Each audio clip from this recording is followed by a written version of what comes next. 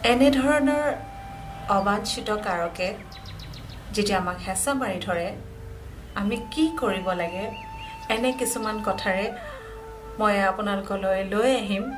বিনন্দীয়া পৃথিৱী আপুনি সুখী নে আমি এই বিনন্দীয়া পৃথিৱীখনত কেনেকৈ সুখী হৈ থাকিব পাৰো তাৰে প্ৰত্যেক দিনাই আপোনালোকক এটা টিপছ দিম